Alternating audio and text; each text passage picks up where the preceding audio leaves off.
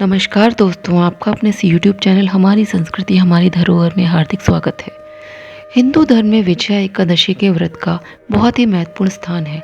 विजया एकादशी व्रत विजय प्राप्त करने के लिए रखा जाता है। ये व्रत इस बात को दर्शाता है कि जब कोई व्यक्ति भयंकर शत्रुओं से घिरा हो और उसे लग रहा हो कि उसकी पराजय उसके सामने खड़ी है, तो उस विकट स्थिति में यदि वह व्यक्ति विजय प्राप्त करना चाहता है तो विजया एकादशी उस व्यक्ति को विजय दिलाने की क्षमता रखती है। विजय एकादशी व्रत का उद्देश्य विजय प्राप्ति है। यह व्रत फाल्गुन मास में कृष्ण पक्ष की एकादशी को होता है। इस एकादशी के व्रत से व्रत करने वाले व्यक्ति को हर कार्य में सफलता प्राप्त होती है तथा पूर्व जन्म के पापों से छुटकारा हासिल कर लेता है। इस दिन भगवान विष्णु की पूजा अर्चना की जाती है और धार्मिक कार्य पूरे किए जाते हैं। जाने किस दिन रखा जाएगा विजया एकादशी का व्रत। एकादशी तिथि की शुरुआत 26 फरवरी 2022 शनिवार के दिन सुबह 10:39 से होगी और तिथि का समापन 27 फरवरी रविवार सुबह 8:12 पर होगा। उदय तिथि के हिसाब से विजया एकादशी का व्रत 27 फरवरी को रखा जाएगा। एकादशी तिथि समाप्त होने के बावजूद भी तिथि का प्रभाव पूरे दिन रहेगा, इसीलिए आप ये व्रत 27 फरवरी को ही रखें। वैसे भी द्वादशी युक्त एकादशी बहुत ही उत्तम होती है। आप ये व्रत 27 फरवरी को ही रखें। व्रत पारण के लिए शुभ समय 28 फरवरी सोमवार को सुबह 6:48 से 9:06 तक है। विजया एकादशी पर 2 शुभ योग बन रहे हैं। इस बार विजया एकादशी पर 2 शुभ योग सर्वार्थ सिद्धि योग और त्रिपुष्कर योग भी बन रहे हैं। सर्वार्थ सिद्धि योग सुबह 27 फरवरी को सुबह 8:49 से लग रहा है, जो अगले दिन सुबह 6:48 बजे तक रहेगा। वहीं त्रिपुष्कर योग 27 फरवरी को सुबह 8:49 से प्रारंभ हो रहा है। यह 28 फरवरी को सुबह 5:42 बजे तक मान्य रहेगा।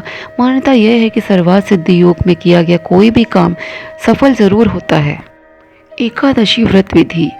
विजया एकादशी के एक दिन पहले एक वेदी बनाकर उस पर सप्तधान्य रखा जाता है। इसके पश्चात सोने, चांदी, तांबे अथवा मिट्टी का कलश उस पर स्थापित किया जाता है। उसके ऊपर श्री हरि की मूर्ति अथवा चित्र स्थापित करें। एकादशी के दिन सुबह जल्दी उठकर स्नान करना चाहिए। स्नान के पश्चात व्रत का संकल्प लेकर फिर विष्णु जी की आराधना करनी होती है। भगवान विष्णु को पीले फूल अर्पित किए जाते हैं। घी या तिल के तेल का दीपक जलाया जाता है। इसके पश्चात पीपल के पत्ते पर दूध और केसर से बनी मिठाई रखकर भगवान जी को चढ़ाई जाती है। एकादशी की शाम को तुलसी के पौधे के सामने दीपक जलाए जाते हैं और भगवान विष्णु जी को केले चढ़ाए जाते हैं और गरीबों में भी केले बांटे जाते हैं। इसके पश्चात भगवान विष्णु जी की पूजा के साथ माँ लक्ष्मी जी की भी आराधना की जाती है और द्वादशी तिथि के समय व्रत खोला जाता है तथा प्रसाद वितरण किया जाता है। विजया एकादशी व्रत कथा। एकादशियों का महात्म्य सुनने में अर्जुन को अपार हर्ष की अनुभूति हो रही थी। जया एकादशी की कथा का श्रवण रस पाने के बाद अर्जुन ने कहा, हे पुंडरीकाक्ष, फाल्गुन माह के कृष्ण पक्ष की एकादशी का क्या नाम है तथा उसके व्रत का क्या विधान है? कृपा करके मुझे इसके संबंध में भी विस्तार पूर्वक बताएं। श्री कृष्ण जी ने कहा, हे अर्जुन, फाल्गुन माह के कृष्ण पक्ष की एकादशी का नाम विजया एकादशी है। इसके व्रत के प्रभाव से मनुष्य को विजय श्री मिलती है। इस विजया एकादशी के महात्म्य के श्रवण व पठन से सभी पापों का अंत हो जाता है।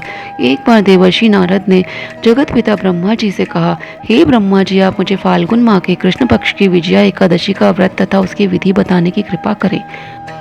नारद जी की बात सुन ब्रह्मा जी ने कहा, हे पुत्र, विजया एकादशी का उपवास पूर्व के पाप तथा वर्तमान के पापों को नष्ट करने वाला है। इस एकादशी का विधान मैंने आज तक किसी से नहीं कहा, परंतु तुम्हें बताता हूँ। यह उपवास करने वाले सभी मनुष्यों को विजय प्राप्त करती है। अब श्रद्धा पूर्वक कथा का श्रवण करो। श्री राम को जब 14 वर्ष का वनवास मिला, तब वे भ्राता लक्ष्मण तथा माता सीता सहित पंचवटी में निवास करने लगे। उस समय महापापी रावण ने माता सीता का हरण कर लिया। इस दुखद घटना से श्री राम जी तथा लक्ष्मण जी अत्यंत दुखी हुए और सीता जी की खोज में वन वन भटकने लगे। जंगल जंगल घूमते हुए वे मरणासन जटायु के पास जा पहुँचे। जटायु ने उन्हें माता सीता के हरण का पूरा वृत्तांत सुनाया और भगवान श्री राम जी की गोद में प्राण त्याग कर स्वर्ग की तरफ प्रस्थान किया। कुछ आगे चलकर श्री राम व लक्ष्मण की सुग्रीव जी के साथ मित्रता हो गई और वहाँ उन्होंने बलि का वध किया। श्री राम भक्त हनुमान जी ने लंका में जाकर माता सीता का पता लगाया और माता से श्री राम जी के तथा महाराज सुग्रीव की मित्रता का वर्णन सुनाया। वहां से लौटकर हनुमान जी श्री रामचंद्र जी के पास आए और अशोक वाटिका का सारा वृत्तांत कह सुनाया।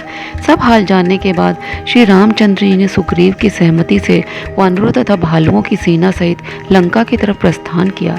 समुद्र किनारे पहुंचने पर श्री राम जी ने विशाल समुद्र को घड़ियालों से भरा देखकर लक्ष्मण जी से कहा, हे लक्ष्मण, अनेक मगरमच्छों और जीवों से भरे इस विशाल समुद्र को कैसे पार करेंगे?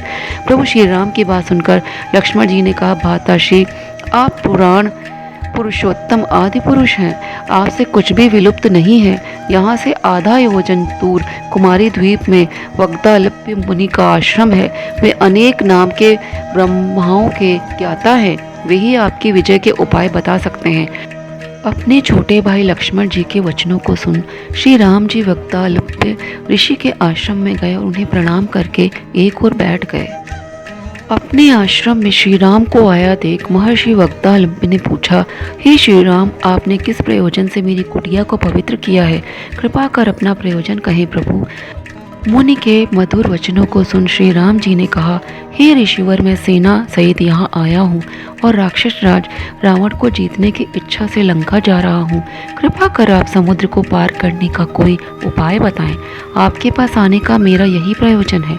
महर्षि वग्दालप्य ने कहा, हे राम, मैं आपको एक अति उत्तम व्रत बतलाता हूँ जिसके करने से आपको विजयश्री अवश्य ही प्राप्त होगी। यह कैसा व्रत है मुनिश्रेष्ठ, जिसे करने से समस्त क्षेत्रों में विजय की प्राप्ति होती है? जिज्ञासु हो श्री राम जी ने पूछा।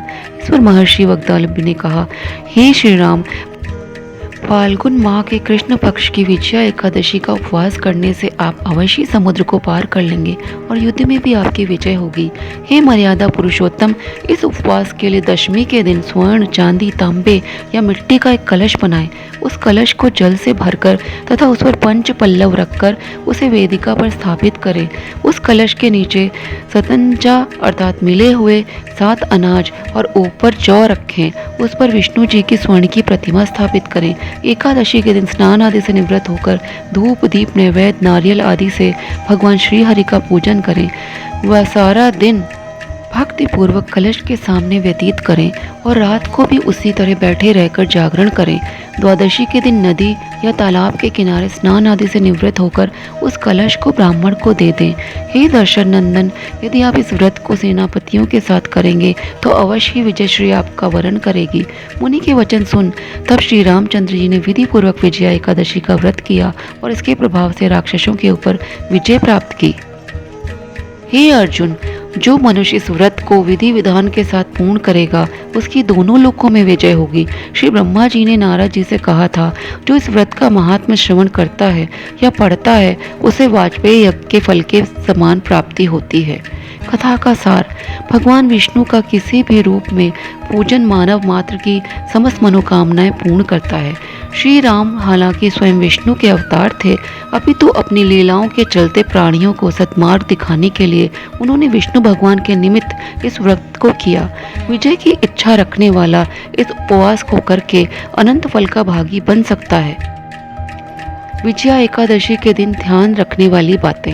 विजय एकादशी के दिन शाम के समय भगवान विष्णु जी की आरती उतार कर ही फलाहार करना चाहिए। इस दिन भगवान हरि के नाम का भजन कीर्तन करके रात्रि को जागरण करना चाहिए, अर्थात रात को सोने की जगह भगवान का भजन कीर्तन करना चाहिए। द्वादशी के दिन पारण मुहूर्त में व्रत खोलना आवश्यक है। इस दौरान भगवान विष्णु जी से व्रत में कोई भूल चूक के लिए क्षमा मांगनी भी जरूरी है। ब्राह्मणों को भोजन करवाना आवश्यक है तथा सामर्थ्य के अनुसार उन्हें दान दक्षिणा अवश्य देनी होती है।